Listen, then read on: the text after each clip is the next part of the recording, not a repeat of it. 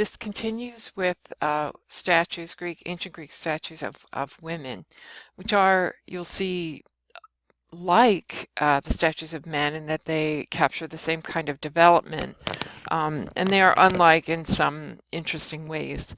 So our archaic, I really just have one or two examples of each. Our archaic statue, I have this statue called the Peplos Kore. Kore just means young woman or girl. It's the equivalent of the Kouros, the boys. She's called Peplos because of that's the name of this garment that she wears, a very specific kind of Greek fashion um, garment. And as you can see, she is like the male statues, the archaic ones, in that she has the same kind of smile, the same kind of geometrization of the face, the same stiffness of the pose, locked knees, for example. She is different, obviously, in that she is clothed.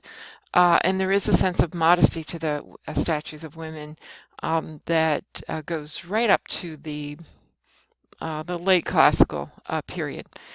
I know, despite what you think of as, Greek statues of women, and naked Venuses and whatnot, actually the early statues are modestly dressed.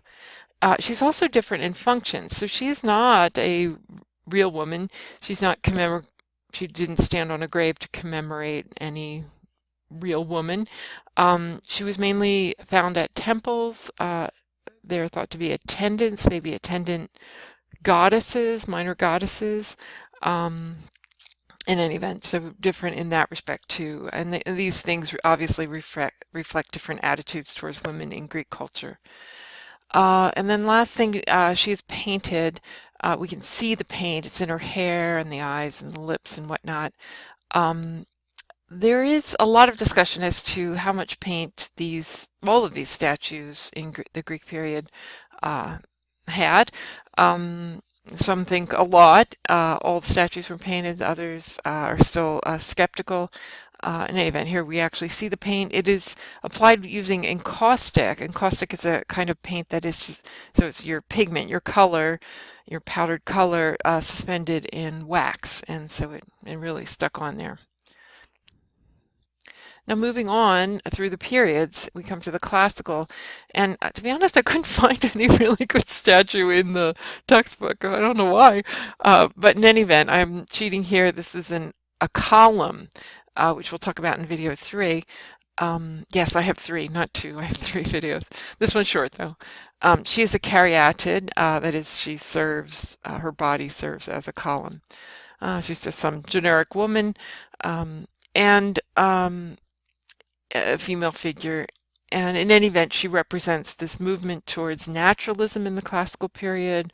She's using contrapposto. We can see that even under the garments, and again, the stylization. So the facial features become softer, even though she seems to be missing a nose. The hair is softer. The drapery becomes less stiff and soft. More individualized wrinkles, one would say, or folds in the garments.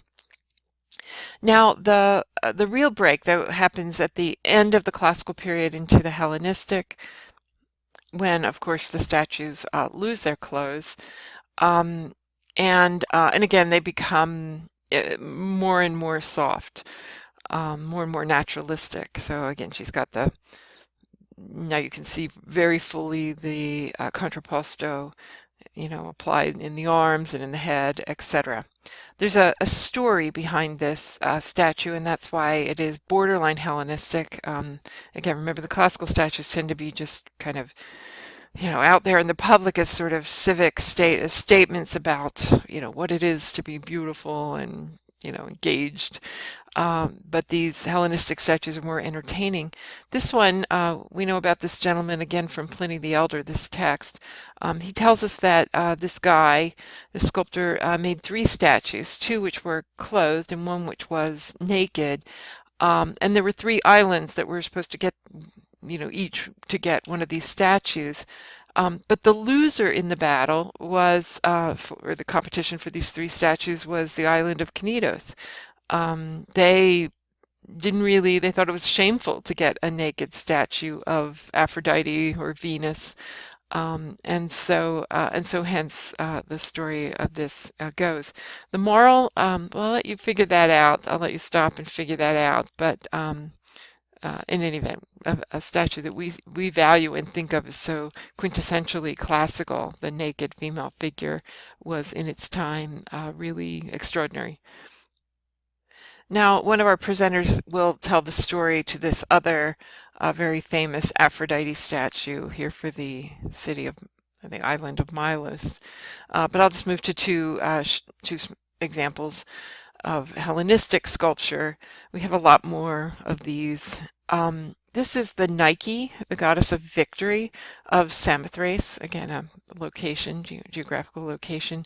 And she's alighting, according to a reconstruction, she's alighting on top of a warship, therefore signaling victory to those in that warship.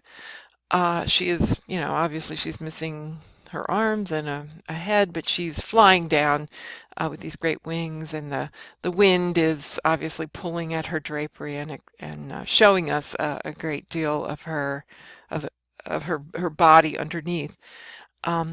So again, this is typical Hellenistic in its use of a kind of a storyline. It's it's bringing to the table kind of some emotion or some kind of energy that hadn't been there before. Maybe energy is the wrong word, because of course the seated boxer is Hellenistic. But bringing some emotion, something extra to the story. And she's large, and extended in her. Her arms are extending, and we see that in a couple of the male Hellenistic statues. And then the last one I'll show you is this, just very quickly to say that, all these statues are not all of them are about beauty. In the classical period, they are mainly about beauty, because beauty is, beauty of the body and beauty of the soul, and again, having to do with civic pride. But in the Hellenistic period, these statues were made to be entertaining, and so the anti-heroic, the unbeautiful, again, the entertaining. This is what we see in the Hellenistic period. The end.